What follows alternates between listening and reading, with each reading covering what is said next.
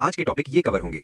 भूकंप एवं ज्वालामुखी, अंतर्जात एवं बहिर्जात बल, स्थलाकृति, पर्वत, पठार, मैदान, द्वीप, मरुस्थल, नदी, झील एवं जलप्रपात। भूकंप एवं ज्वालामुखी। भूकंप भूकंप तरंग तथा ज्वालामुखी भूगर्भ के बारे में सूचना के प्रत्यक्ष स्रोत है। भूकंप प्राकृतिक व मानवीय दोनों ही कारणों से आता है। ज्वालामुखी क्रिया भू संतुलन से संबंधित समायोजन, प्लेटों की गतिशीलता, वलन तथा भ्रंशन, भूपटल यानी कि क्रस्ट का संकुचित होना, आभ्यंतरिक गैसों की मात्रा में वृद्धि, जलीय भार, पृथ्वी का अपने अक्ष पर घूर्णन, अणुबमों का परीक्षण एवं विस्फोट आदि भूकंप के कारण है। भूकंप तरंग के उद्गम बिंदु को भूकंप मूल अथवा फोकस कहते हैं। जहां पर भूकंपीय लहरों का अनुभव सबसे पहले किया जाता है उसे भूकंप केंद्र या अधिकेंद्र यानी कि एपिसेंटर कहते हैं। एक ही समय पर भूकंप से प्रभावित स्थानों को जोड़ने वाली रेखाओं को सह भूकंप यानी कि होमोसिस्मल लाइन रेखाएं कहते हैं। भूकंप के दौरान भूकंप मूल से जो ऊर्जा विमुक्त होती है उसे प्रत्यास्थ ऊर्जा कहते हैं। भूकंप के समय पृथ्वी में पी, एस तथा एल प्रकार की भूकंपीय तरंगों का उद्भव होता है। पी, एस तथा एल तरंग को क्रमशः प्राथमिक, द्वितीयक तथा धरातलीय तरंग कहा जाता है। प्राथमिक तरंगे ध्वनि तरंगों के समान होती हैं तथा इन्हें अनुदैर्ध्य तरंगे भी कहा जाता है। प्राथमिक तरंगे सभी तरंगों में सबसे अधिक तीव्र होती हैं। इनकी गति तेज होने के कारण ये सबसे पहले धरातल पर पहुंचती हैं। प्राथमिक तरंगे गैस, तरल व ठोस तीनों प्रकार के पदार्थ से होकर गुजरती हैं। द्वितीयक तरंग जल तरंग या प्रकाश तरंग के समान होती है। द्वितीयक अथवा गौण तरंग को आड़ी अथवा अनुप्रस्थ तरंगे भी कहा जाता है। द्वितीयक तरंगे प्राथमिक तरंगों के बाद प्रकट होती हैं तथा इनकी गति प्राथमिक तरंग की अपेक्षा कम होती है। द्वितीयक तरंगे यानी कि एस तरंग तरल पदार्थ से होकर नहीं गुजरती हैं। इसी कारण ये तरंगे सागरीय भागों में पहुंचने पर लुप्त हो जाती हैं। धरातलीय तरंग यानी कि एल तरंग का वेग अन्य भूकंपीय तरंगों की अपेक्षा सबसे कम होता है। धरातलीय तरंग को लंबी अवधि की तरंगे भी कहा जाता है क्योंकि इन्हें पूरी पृथ्वी के धरातल का भ्रमण करना होता है। धरातलीय तरंग की गति और प्रभाव जल एवं थल दोनों पर होता है, जिस कारण ये सर्वाधिक विनाशकारी होती हैं। भारतीय उपमहाद्वीप का उत्तर पश्चिम प्रदेश भूकंप ग्रहणशील है, जिसका कारण प्लेट टेक्टोनिक क्रिया है। एशियाई प्लेट के नीचे पैसिफिक प्लेट का अवगमन एशिया के पूर्वी सीमांतों में होने वाले भूकंपों का कारण है। भूकंपीय विदर यानी कि सिस्मिक गैप प्लेट सीमाओं के वे अनुभाग हैं जो निकट अतीत में संविदारित नहीं हुए हैं। सिस्मोग्राफ यंत्र का प्रयोग भूकंप तरंगों के मापन के लिए किया जाता है। रिक्टर पैमाने का प्रयोग भूकंप की तीव्रता नापने के लिए किया जाता है। रिक्टर स्केल का आविष्कार वर्ष 1935 में चार्ल्स एफ रिक्टर ने किया था। रिक्टर स्केल एक लघु गणकीय मापक्रम है जिसका आधार 1 से 10 अंक के बीच अंकित होता है तथा प्रत्येक अंक सिस्मोग्राफ पर 10 गुने आयाम की वृद्धि को प्रदर्शित करता है, जबकि प्रत्येक अंक पर 32 गुना ऊर्जा मुक्त होती है। ज्वालामुखी ज्वालामुखी विस्फोट से निकलने वाली गैसों में जल वाष्प की मात्रा सर्वाधिक होती है। ज्वालामुखी उद्गार के समय भूगर्भ में स्थित तरल पिघले पदार्थ को मैग्मा कहते हैं। जब मैग्मा धरातल पर निस्तृत होता है तो उसे लावा की संज्ञा दी जाती है। अधिकांश मैग्मा द्रव, ठोस एवं गैस का मिश्रण होती है। जलवाष्प एवं कार्बन डाइऑक्साइड गैस मैग्मा में घुली प्रमुख गैसें हैं। ज्वालामुखी उद्गार होने पर ज्वालामुखी के शीर्ष पर बनने वाले गर्त को ज्वालामुखी विदर, वोल्केनो क्रेटर कहते हैं। मैग्मीय पदार्थ का एक वृहद पिंड है जो भूपर्पटी की गहराई में ठंडा होता है और बड़े गुंबदों के रूप में विकसित होता है, तो उसे बैथोलिथ कहते हैं। ज्वालामुखी शंकु एक मूल स्थल रूप है। लावा जब ज्वालामुखी छिद्र के चारों ओर क्रमशः जमा होने लगता है तो ज्वालामुखी शंकु का निर्माण होता है तथा जमाव अधिक होने पर जब शंकु बड़ा हो जाता है तो उसे ज्वालामुखी पर्वत कहते हैं। जब धसाव या अन्य कारणों से ज्वालामुखी का विस्तार अत्यधिक हो जाता है तो उसे काल्डेरा कहा जाता है। प्रशांत महासागर के तटीय क्षेत्र को ज्वाला परिधि कहते हैं। उद्गार की अवधि के आधार पर ज्वालामुखी को 3 भागों में बांटा गया है: सक्रिय, प्रसुप्त तथा शांत ज्वालामुखी। ऐसे ज्वालामुखी जिनके मुख से सदैव धूल, धुआं, वाष्प, गैसें, लावा आदि पदार्थ बाहर निकलते रहते हैं, सक्रिय ज्वालामुखी कहलाते हैं। ऐसे ज्वालामुखी जिसके निकट अतीत में उद्गार नहीं हुआ है लेकिन जिसमें कभी भी उद्गार हो सकता है, प्रसुप्त ज्वालामुखी कहलाते हैं। शांत ज्वालामुखी में ऐतिहासिक काल से कोई उद्गार नहीं हुआ है और जिसमें पुनः उद्गार होने की संभावना नहीं होती है। संसार का सर्वाधिक सक्रिय ज्वालामुखी हवाई द्वीप में स्थित किलायू है। मौना लोआ हवाई द्वीप समूह में स्थित एक सक्रिय ज्वालामुखी है। स्ट्रोम्बोली ज्वालामुखी को भूमध्य सागर का प्रकाश स्तंभ कहा जाता है। इटली के सिसिली द्वीप में स्थित माउंट एटना एक सक्रिय ज्वालामुखी है। प्रसिद्ध ज्वालामुखी पर्वत क्राकाटोआ इंडोनेशिया में स्थित है। माउंट एरेबस एक सक्रिय ज्वालामुखी है, जबकि चिम्बराजो इक्वेडोर, पोपा म्यांमार तथा माउंट दामावंद ईरान आदि मृत अथवा शांत ज्वालामुखी हैं। एटना और विसोवियस क्रियाशील ज्वालामुखी के उदाहरण हैं। ज्वालामुखी पर्वत सबनकाया पेरू में तथा माउंट कोलिमा मेक्सिको में अवस्थित है। माउंट मेरापी इंडोनेशिया में स्थित सक्रिय ज्वालामुखी है। अंतर्जात एवं बहिर्जात बल। भूतल पर परिवर्तन लाने वाले बलों का आगमन 2 स्रोतों से होता है: अंतर्जात बल एवं बहिर्जात बल। पृथ्वी के आंतरिक भाग से उत्पन्न होने वाले बल को अंतर्जात बल यानी एंडोजेनिक फोर्स कहते हैं। इन बलों के द्वारा भूतल पर असमानताओं का सूत्रपात होता है, जबकि पृथ्वी की सतह पर उत्पन्न होने वाले बल को बहिर्जात बल यानी एक्सोजेनिक फोर्स कहते हैं। इसे समतल स्थापक बल भी कहा जाता है। ये बल पृथ्वी के अंतर्जात बलों द्वारा भूतल पर उत्पन्न विषमताओं को दूर करने में सतत प्रयत्नशील रहते हैं। अंतर्जात बल ये बल पृथ्वी के आंतरिक भाग में उत्पन्न होते हैं तथा इनके द्वारा आंतरिक भाग में होने वाले संचलन को अंतर्जात संचलन कहते हैं। अंतर्जात बल के द्वारा पृथ्वी की सतह पर विषमताओं से युक्त स्थलाकृतियों का निर्माण होता है। ये बल पृथ्वी में क्षैतिज एवं लंबवत संचलन उत्पन्न करते हैं। अंतर्जात बल को रचनात्मक बल की संज्ञा दी जाती है। इसका मुख्य कारण पृथ्वी पर विभिन्न प्रकार की स्थलाकृतियों की उत्पत्ति होना है। भूगर्भ में क्रियाशील इन बलों के फलतः इनकी बाह्य परत में हलचलें उत्पन्न होती है, जिसे पृथ्वी की हलचल के रूप में निरूपित किया जाता है। इन्हें तीव्रता के आधार पर दो भागों यानी आकस्मिक अंतर्जात बल एवं पटल विरूपणी बल में विभक्त किया जाता है। वलन एवं भ्रंश पृथ्वी के आंतरिक भाग में उत्पन्न बलों के क्षैतिज संचलन द्वारा धरातलीय चट्टानों में संपीड़न के परिणाम स्वरूप लहरों के रूप में पड़ने वाले मोड़ों को वलन कहते हैं। वलन क्रिया पर्वत निर्माणकारी बल का परिणाम है। वलन के कई प्रकार हैं: सममित वलन, असममित वलन, एकनत वलन, समनत वलन, परिवलित वलन, प्रतिवलन, बंद वलन, खुला वलन, ग्रीवाखंड, संपनति, समभिनति एवं समवलन है। भूपटल में एक तल के सहारे चट्टानों के स्थानांतरण से उत्पन्न संरचना को भ्रंश कहा जाता है। इसकी उत्पत्ति क्षैतिज संचलन के दोनों बलों संपीड़न तथा तनाव से होती है। भ्रंश का विकसित होना, भ्रंश के साथ गतिशीलता, ज्वालामुखी उद्गार द्वारा उत्पन्न प्रतिघात एवं चट्टानों का वलन आदि भूकंप के कारण है। भ्रंश मुख्यतः चार प्रकार सामान्य भ्रंश, व्युत्क्रम भ्रंश, पार्श्विक भ्रंश तथा सोपानी भ्रंश के होते हैं। भ्रंश घाटी जब किसी स्थान पर दो सामान्य भ्रंश कई किलोमीटर की लंबाई में इस प्रकार के होते हैं कि उनके बीच का भाग नीचे धंस जाता है और एक बेसन या घाटी का निर्माण हो जाता है, तो इसे रिफ्ट घाटी या ग्राबेन कहते हैं। यूरोप में राइन नदी की घाटी भ्रंश घाटी का सर्वोत्तम उदाहरण है। इसके एक ओर वॉस्चिस पर्वत तथा दूसरी ओर ब्लैक फॉरेस्ट पर्वत है। भारत की नर्मदा नदी भी भ्रंश घाटी में बहती है। इसके उत्तर में विंध्य पर्वत तथा दक्षिण में सतपुड़ा पर्वत भ्रंश पर्वतों के उदाहरण है। दामोदर नदी भी भ्रंश घाटी में ही बहती है। रैंप घाटी का निर्माण उस स्थिति में होता है जब दो अंश रेखाओं के बीच का स्तंभ यथास्थिति में रहता है, किंतु संपीड़नात्मक बल के कारण किनारे के दोनों स्तंभ ऊपर उठ जाते हैं। भारत की ब्रह्मपुत्र नदी रैंप घाटी से होकर बहती है। भ्रंशन की क्रिया के दौरान यदि आसपास का भाग नीचे धंस जाए तो बीच का स्थिर एवं ऊपर उठा हुआ भाग भ्रंशोत्थ पर्वत कहलाता है। इन पर्वतों के शीर्ष समतल तथा किनारे तीव्र भ्रंश कगारों से सीमित होते हैं। फ्रांस का वॉस्जेस, जर्मनी का ब्लैक फॉरेस्ट, भारत का विंध्याचल एवं सतपुड़ा तथा पाकिस्तान का साल्ट रेंज इसके प्रमुख उदाहरण हैं।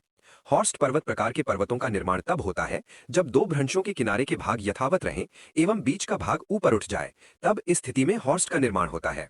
उदाहरण जर्मनी का हार्च पर्वत। बहिर्जात बल प्रकृति का कोई भी बहिर्जनित कारक जो धरातल के पदार्थों का अधिग्रहण तथा परिवहन करने में सक्षम है, वह बहिर्जात संचलन कहलाता है। बहिर्जनित प्रक्रियाएं अपनी ऊर्जा सूर्य द्वारा प्राप्त ऊर्जा एवं अंतर्जनित शक्तियों से उत्पन्न प्रवणता से प्राप्त करती हैं। सभी बहिर्जनिक भू आकृतिक प्रक्रियाओं को एक सामान्य शब्दावली अनाच्छादन या डेन्यूडेशन के अंतर्गत रखा जा सकता है। बहिर्जात संचलन को समतल स्थापक बल कहते हैं। अंतर्जात भू संचलन के द्वारा जहां विभिन्न प्रकार की विषम स्थलाकृतियों की उत्पत्ति होती है तथा बहिर्जात भू संचलन के द्वारा अनाच्छादन की प्रक्रिया के फलस्वरूप चट्टानी संरचना में वियोजन की प्रक्रिया द्वारा स्थलीय सतह का कटाव करके समतल स्वरूप देने का प्रयत्न किया जाता है।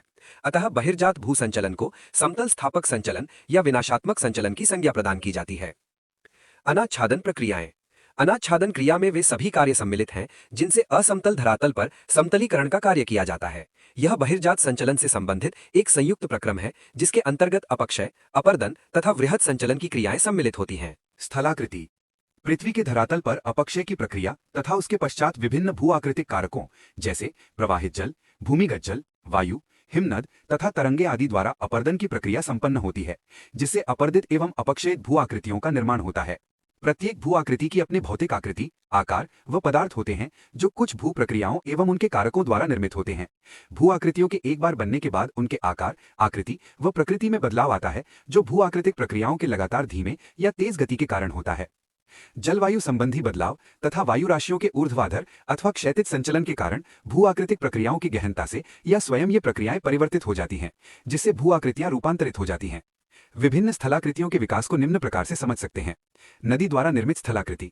आर्द्र प्रदेशों में जहां पर अत्यधिक वर्षा होती है वहां प्रवाहित जल सबसे महत्वपूर्ण भू आकृतिक कारक है जो धरातल के निम्नीकरण के लिए उत्तरदायी है।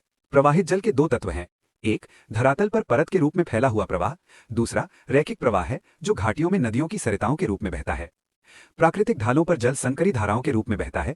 अनेक धाराओं के मिलने से ये जलराशि वृहद हो जाती है एवं नदी का रूप धारण करती है। भूमिगत जल द्वारा निर्मित स्थलाकृति। जब चट्टानें पारगम्य, कम सघन, अत्यधिक जोड़ों, संधियों व दरारों वाली हों तो धरातलीय जल का अंतःस्रवण आसानी से होता है। लंबवत गहराई तक जाने के बाद जल धरातल के नीचे चट्टान की संधियों, छिद्रों व संस्तरण तल से होकर क्षैतिज अवस्था में बहना प्रारंभ करता है। प्रत्येक स्थान पर भूमिगत जल समान मात्रा में नहीं होता है। भूमिगत जल का क्षैतिज एवं ऊर्ध्वाधन प्रवाह ही चट्टानों के अपर्दन का कारण है। भूमिगत जल चूना पत्थर या डोलोमाइट जैसी चट्टानों जिनमें कैल्शियम कार्बोनेट की प्रधानता होती है में घोरीकरण व अवक्षेपण द्वारा अनेक स्थल रूपों का विकास करता है। गुप्तधाम कंदरा, ये स्थलाकृतियां बिहार में स्थित हैं। इसी प्रकार भूमिगत जल द्वारा कास्ट निर्मित स्थलाकृतियां एड्रियाटिक सागर के पूर्वी तट पर स्थित हैं। ऐसे स्थल रूपों को कास्ट स्थलाकृति कहा जाता है। हिमानी द्वारा निर्मित स्थलाकृति, पर्वतीय तथा ध्रुवीय क्षेत्रों की वो रेखा जिसके ऊपर वर्ष भर हिम का आवरण रहता है तथा बर्फ पूर्णतया कभी नहीं पिघलती, हिमरेखा कहलाती है। हिमरेखा में परिवर्तन होता है जिसका कारण ऋतु परिवर्तन है। भूमध्य रेखा से ध्रुवों की ओर जाने पर हिमरेखा की ऊंचाई क्रमशः घटती जाती है और ध्रुवीय क्षेत्रों में ये प्रायः समुद्र तल के बराबर ही पाई जाती है। भूमध्य रेखा पर हिमरेखा की ऊंचाई 6000 मी है जबकि हिमालय पर यह 5500 मी है। हिमानी या हिमनद धीमी गति से बहने वाली हिम या बर्फ की नदी है। ऊंचे पर्वतों में बनने वाली हिमानियां लंबी तथा तंग होती हैं क्योंकि वे किसी पूर्ववर्ती नदी की घाटी में बनती हैं। इन्हें घाटी हिमानी कहते हैं। यू आकार की घाटी हिमनद ऐसी घाटियों से होकर प्रवाहित होती है जिसके किनारे खड़े ढाल वाले होते हैं तथा तली सपाट व चौरस होती है। उन्हें यू आकार की घाटी कहते हैं। पवन द्वारा निर्मित स्थलाकृति। पृथ्वी का 1/3 भाग शुष्क एवं अर्धशुष्क क्षेत्र है। इन प्रदेशों में अनाच्छादन के कारक के रूप में पवन का महत्वपूर्ण योगदान होता है। अनाच्छादन की प्रक्रिया के फलस्वरूप अनेक स्थलाकृतियों का निर्माण एवं विकास होता है। पर्वत। सामान्यतः धरातल पर ऊंची स्थलाकृतियों को पर्वत कहा जाता है तथा उससे कम ऊंचाई वाले पर्वत को पहाड़ी कहा जाता है। देश में साधारणतः 900 मी से अधिक ऊंचाई वाले क्षेत्र को पर्वत कहा जाता है। पर्वत वो क्षेत्र होता है जिसकी ऊंचाई समुद्र की सतह से 1000 मी से अधिक हो और उस क्षेत्र में सापेक्ष ऊंचाई भी अधिक हो। पर्वत विभिन्न रूप में पाए जाते हैं जैसे पर्वत श्रेणी हिमालय, पर्वत श्रृंखला अपलेशियन, पर्वत तंत्र तथा पर्वत समूह संयुक्त राज्य अमेरिका का प्रशांत कार्डिलेरा और पर्वत घटक अपलेशियन का स्लूरिट्स आदि। पर्वतों की उत्पत्ति विवर्तनिक संचलन की क्रिया के अतिरिक्त अन्य कार्यों से भी हुई है, अतः इसे कई आधारों पर वर्गीकृत किया जाता है। पर्वतों का वर्गीकरण। पर्वतों को निम्नलिखित आधारों पर बांटा जा सकता है। ऊंचाई के आधार पर। ऊंचाई के आधार पर पर्वतों को 4 वर्गों में विभाजित किया जाता है। 1. निम्न या निचले पर्वत। इन पर्वतों की ऊंचाई 700 से 1000 मी के बीच होती है। विश्व के अधिकांश पर्वत इस श्रेणी में आते हैं। विंध्याचल पर्वत इसका प्रमुख उदाहरण है। 2. रूक्ष पर्वत या कम ऊंचे पर्वत। इन पर्वतों की ऊंचाई 1000 से 1500 मी तक होती है। घर्षित पर्वत। इन पर्वतों की ऊंचाई 1500 से 2000 मी तक होती है। अपलेशियन, अरावली तथा पश्चिमी घाट इसके प्रमुख उदाहरण हैं। ऊंचे पर्वत। इन पर्वतों की ऊंचाई 2000 मी से अधिक होती है। इनके प्रमुख उदाहरण क्रमशः रॉकीज, एंडीज, आल्पस तथा हिमालय आदि पर्वत हैं। स्थिति के आधार पर पर्वतों का विस्तार स्थलीय तथा सागरीय दोनों भागों में पाया जाता है। इस आधार पर पर्वतों को 2 वर्गों में रखा जा सकता है। 1. स्थल स्थित पर्वत। स्थल स्थित पर्वतों को निम्न भागों में बांटा जाता है। तटीय पर्वत। इस प्रकार के पर्वत महाद्वीपों के किनारे पर महासागरों के समांतर पाए जाते हैं जैसे उत्तरी अमेरिका का रॉकीज पर्वत, यूरोप का अल्पाइन पर्वत समूह आदि। आंतरिक पर्वत। इस प्रकार के पर्वत महाद्वीपीय तटों से दूर स्थल के आंतरिक भागों में पाए जाते हैं। इनका निर्माण आंतरिक भूसन्नति से हुआ होता है। यूराल पर्वत, वासजैस, ब्लैक फॉरेस्ट आदि इसके प्रमुख उदाहरण हैं। सागर स्थित पर्वत। इन पर्वतों का विस्तार सागर द्रोणियों तथा महाद्वीपीय मग्न तटों में पाया जाता है। इसके अंतर्गत कुछ पर्वत सागर जल के नीचे तथा कुछ सागर तल के बाहर पाए जाते हैं। उदाहरण स्वरूप हवाई द्वीप का मोना लोआ का ज्वालामुखी पर्वत सागर तल से 4200 मी ऊंचाई पर है।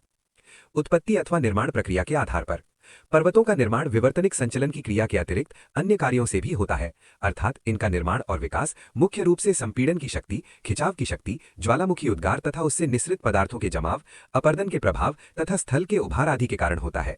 इस आधार पर पर्वतों को निम्न रूपों में विभाजित किया जाता है। 1. वलित पर्वत। जब चट्टानों में पृथ्वी की आंतरिक शक्तियों द्वारा मोड़ या वलन पड़ जाता है तो उस निर्मित पर्वत को वलित या मोड़दार पर्वत कहते हैं।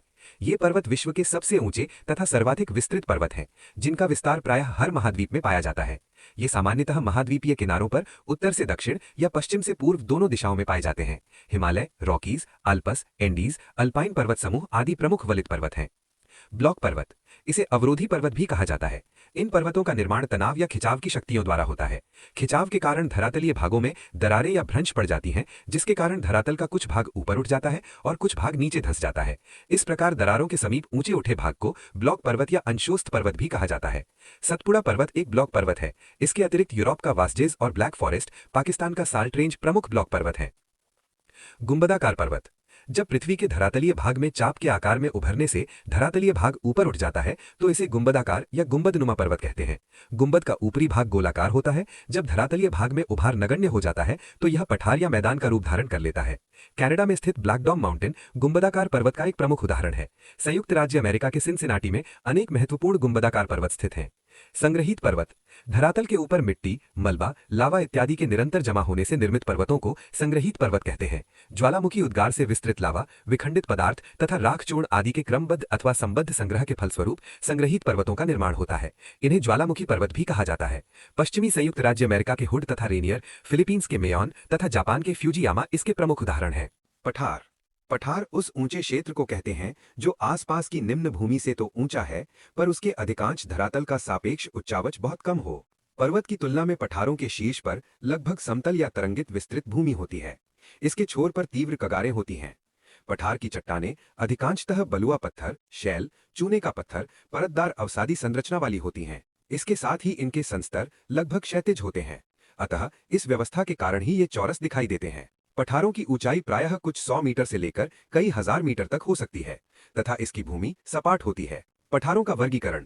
पठारों को विभिन्न आधारों पर वर्गीकृत किया जाता है। स्थिति के आधार पर वर्गीकरण। भौगोलिक स्थिति के आधार पर पठारों को 3 प्रकारों में वर्गीकृत किया जाता है। 1. अंतरपर्वतीय पठार। ये पठार अंशतः या पूर्णतः पर्वतों से घिरे होते हैं। तिब्बत का पठार, बोलीविया का पठार, पेरू का पठार, ईरान का पठार आदि इसके प्रमुख उदाहरण हैं। ये पठार पर्वत निर्माण के समय ही बने थे। पर्वत श्रृंखलाओं के मध्यस्थ इन क्षेत्रों का उत्थान भी भूसंचरणों के साथ हुआ था। महाद्वीपीय पठार। ये पठार आसपास की निम्न भूमि अथवा समुद्र तल से सीधे उठे हुए होते हैं। इनका उत्थान महाद्वीप निर्माणकारी ऊर्ध्वाधर भूसंचरण के द्वारा हुआ है। इन पठारों की ऊंचाई 600 से 1500 मीटर तक होती है। ब्राजील का पठार, दक्षिणी अफ्रीका का पठार, पश्चिमी ऑस्ट्रेलिया का पठार, छोटा नागपुर का पठार तथा शिलोंग पठार इसके प्रमुख उदाहरण हैं। इन पठारों को शील्ड तथा संचयित पठार के नाम से भी जाना जाता है। पर्वतपादीय पठार। ये पठार एक ओर उच्च पर्वतों से तथा दूसरी ओर सागर या मैदान से घिरे होते हैं। अर्जेंटीना में पैटागोनिया का पठार, संयुक्त राज्य अमेरिका के अपेलेशियन पठार इस तरह के पठार के प्रमुख उदाहरण हैं। ये पठार अपर्दन जनित पठार भी कहलाते हैं, क्योंकि विभिन्न कारकों के प्रभाव से अपक्षय या अपर्दन द्वारा पुराने ऊंचे क्षेत्र कटकर आज इस रूप में पाए जाते हैं। निर्माण की प्रक्रिया के अनुसार वर्गीकरण। निर्माण की प्रक्रिया के अनुसार पठारों को 2 भागों में बांटा गया है। 1. अंतर्जात शक्तियों द्वारा उत्पन्न पठार। अंतर्जात शक्तियों द्वारा उत्पन्न पठार निम्नलिखित हैं। पटल विरूपणी पठार। भू संचलन द्वारा भूपृष्ठ का कुछ भाग ऊपर उठकर जब पठारों का रूप धारण कर लेता है तो उसे पटल विरूपणी पठार कहते हैं, जैसे तिब्बत का पठार, पैंटागोनिया का पठार, दक्षिणी भारत का पठार आदि। ये पठार पर्वत निर्माण के समय ही बने थे। पर्वत श्रृंखलाओं के मध्यस्थ इन क्षेत्रों का उत्थान भी भू संचरणों के साथ हुआ था। लावा पठार। इसका निर्माण बेसाल्ट लावा के निक्षेपण से होता है। इसका रंग काला होता है, जैसे दक्कन का पठार, कोलंबिया का पठार। 2. बहिर्जात शक्तियों द्वारा उत्पन्न पठार। बहिर्जात शक्तियों द्वारा उत्पन्न पठार निम्नलिखित हैं। हिमानीकृत पठार। विस्तृत हिमानी पर्वतीय भागों को अपने अपर्दन कार्य द्वारा घिसकर सपाट पठार का निर्माण करती है, जैसे अंटार्कटिका, ग्रीनलैंड, भारत का गढ़वाल पठार आदि।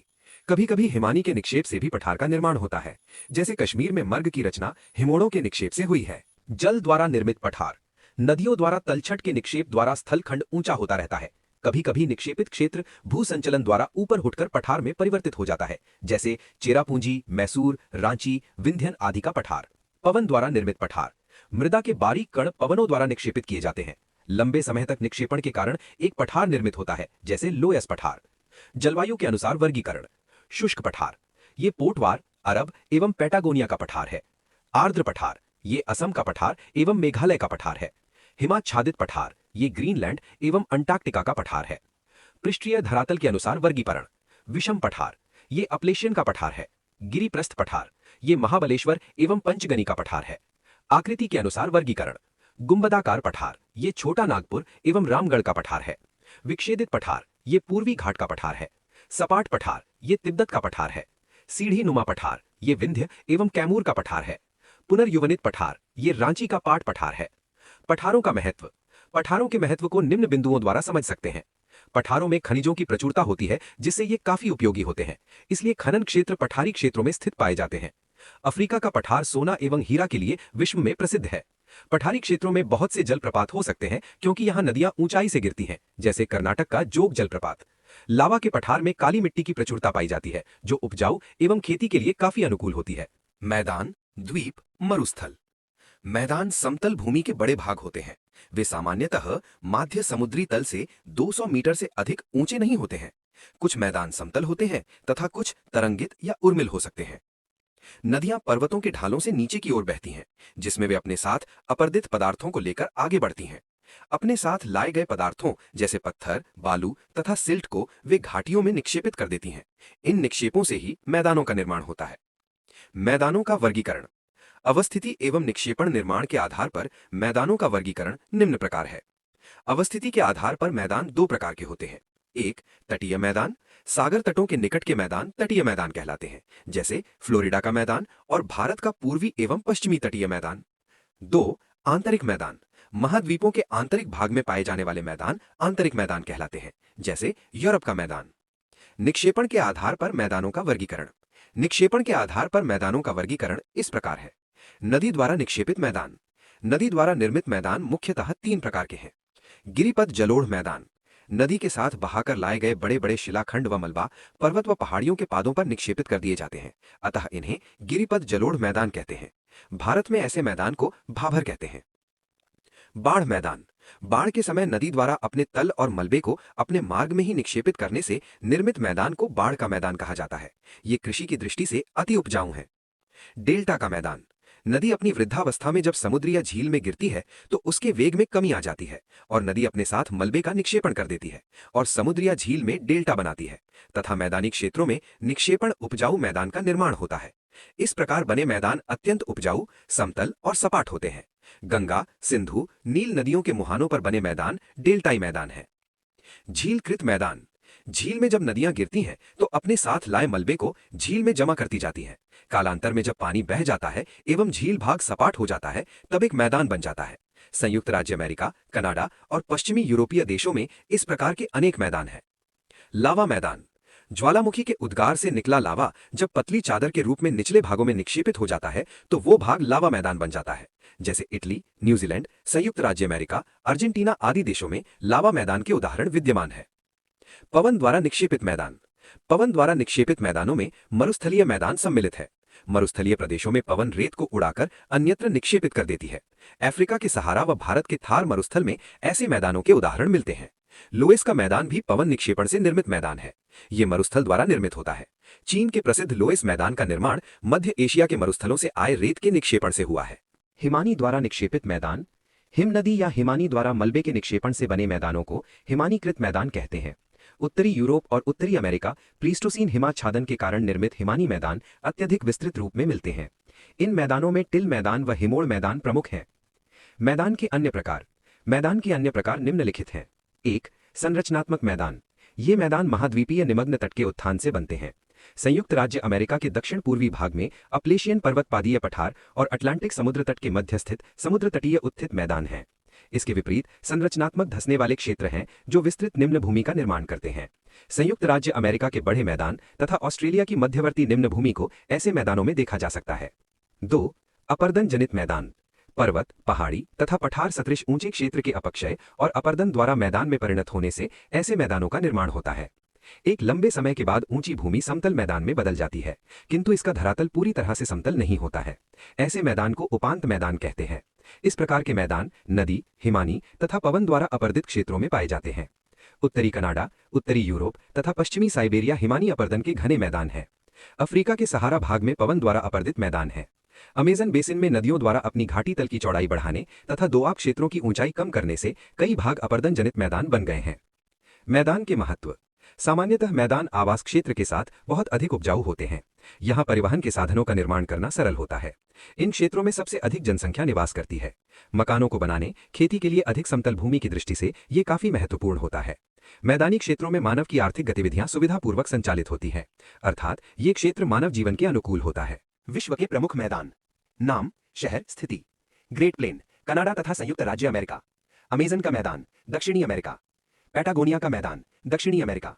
पंपास का मैदान, दक्षिणी अमेरिका। फ्रांस का मैदान, फ्रांस, यूरोप। यूरोप का मैदान, यूरोप। दक्षिणी साइबेरिया का मैदान, यूरोप और एशिया।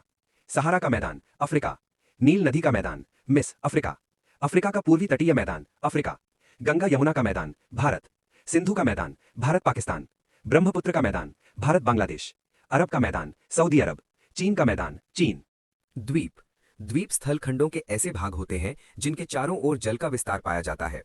उत्पत्ति के आधार पर द्वीपों को निम्नलिखित भागों में विभक्त किया जा सकता है। 1. विवर्तनिक द्वीप। ऐसे द्वीपों की उत्पत्ति भूगर्भिक हलचलों द्वारा भूमि के नीचे धंसने, समुद्री भागों में भूमि के ऊपर उठने, दरार घाटियों का निर्माण होने अथवा महाद्वीपीय भूभागों के अलग हो जाने से होती है।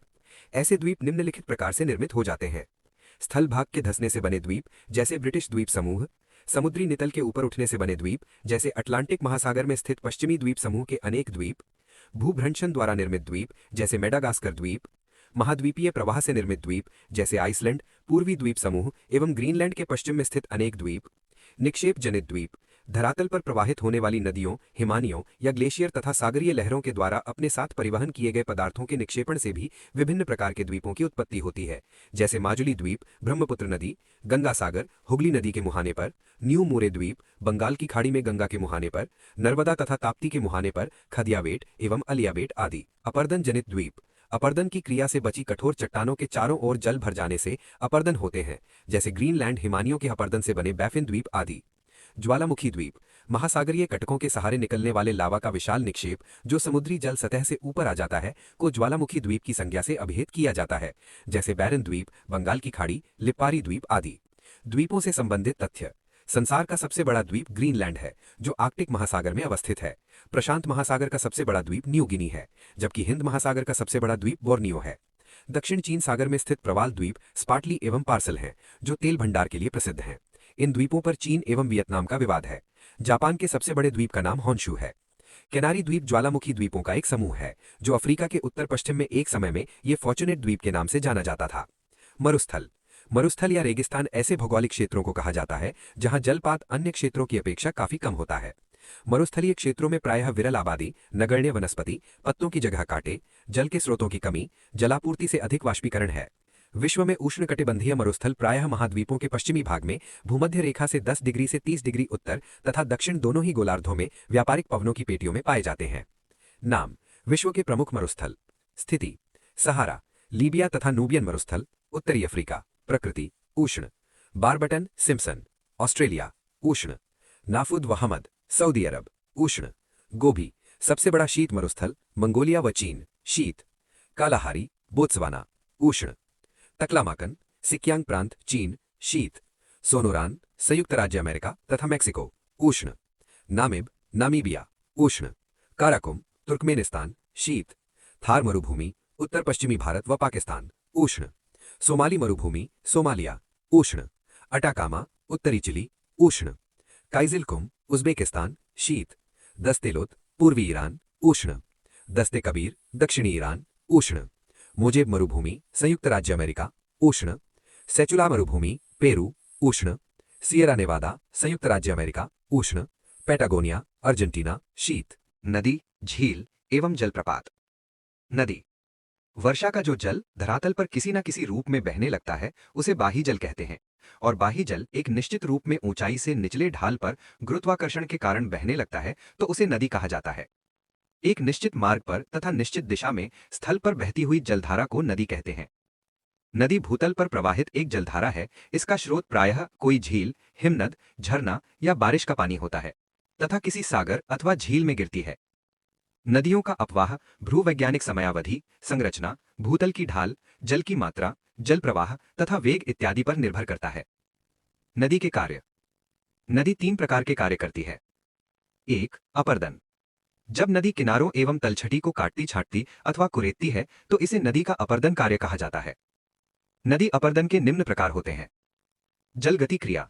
इस क्रिया के द्वारा नदी का जल बिना किसी यांत्रिक सामग्री के चट्टानों को ढीला कर देता है। घोलीकरण। रासायनिक अपर्दन की क्रिया है जिसमें नदियां चट्टानों में उपस्थित खनिजों को घोलकर चट्टानों को कमजोर बनाती हैं। अपघर्षण। इसमें नदियों के साथ बहता हुआ पदार्थ नदियों के तल एवं पार्श्व को रगड़कर खुरदुरा एवं चिकना करता रहता है। सन्निघर्षण। इसमें नदी के साथ प्रवाहित होने वाले चट्टानी टुकड़े आपस में रगड़ खाकर टूट फूट करते हैं। 2. परिवहन। अब अपरदन द्वारा उत्पन्न पदार्थों या मलबे को नदी अपने प्रवाह की दिशा में बहाकर ले जाती है तो इसे नदी का परिवहन कहते हैं। 3. निक्षेपण। जब बहाकर लाए गए पदार्थों को नदी किसी निम्न प्रदेश में लाकर जमा कर देती है तो इसे निक्षेपण कहते हैं। झील। झीलें भूतल के वे विस्तृत गड्ढे हैं जो जल से भरे रहते हैं और स्थल के आंतरिक भाग में स्थित होते हैं। कुछ झीलें स्थल के बाहरी भागों में भी पाई जाती हैं, लेकिन ये अस्थायी स्थलाकृति के रूप में विकसित होती हैं और धीरे धीरे अवसादों से भरकर दलदल में उत्थान होने पर समीपी स्थल के बराबर हो जाती हैं। नदियों के मार्ग में परिवर्तन होने के कारण झीलों का निर्माण होता है। झीलें मीठे जल की होती हैं, किंतु अनेक स्थानों पर ये खारे जल से भी युक्त हैं।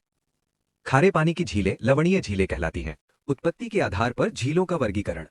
उत्पत्ति के आधार पर झीलों का वर्गीकरण इस प्रकार है। पटल विरूपण द्वारा उत्पन्न झीलें। पटल विरूपण द्वारा उत्पन्न झीलें निम्न हैं। अपनति झील, ये नदी मार्ग में अपनति के उभर आने वाली संकरी एवं गहरी झीलें हैं। भ्रंश झील, इनमें दरारों या भ्रंशों में जल भर जाने से लंबी व संकरी व गहरी झीलें निर्मित होती हैं, जैसे सान एंड्रियास व क्रिस्टल स्प्रिंग आदि। रिफ्ट घाटी झील, इस घाटी में जल भरने से अफ्रीका में टंगानिका झील, न्यासा झील आदि निर्मित होती हैं। ज्वालामुखी द्वारा निर्मित झीलें। ज्वालामुखी द्वारा निर्मित झीलें निम्नलिखित हैं। क्रेटर झील, ये ज्वालामुखी के मुख में निर्मित झील है। लावा क्षेत्र झील, ये लावा के असमान बहाव के कारण रिक्त स्थानों में बनी झील है। लावा बांध झील, ये नदियों के प्रवाह मार्ग में ज्वालामुखी लावा प्रवाह के कारण अवरुद्ध जलमार्ग द्वारा बनी झील है। हिमानीकृत झीलें। हिमताल झील, ये हिमानी अपरदन के कारण निर्मित झील है, जिसे कोरी या टार्नी झील कहते हैं। पेटरनास्टर या पीडमांट झील, ये भी हिमानीकृत झील है। नदीकृत झीलें। गोखुर झील, ये नदी मार्ग के विसर्पण एवं पुनः नदी द्वारा लघु मार्ग प्राप्त करने के पश्चात छोड़ दिए गए भूभाग में छाड़न या गोखुर झील का निर्माण होता है।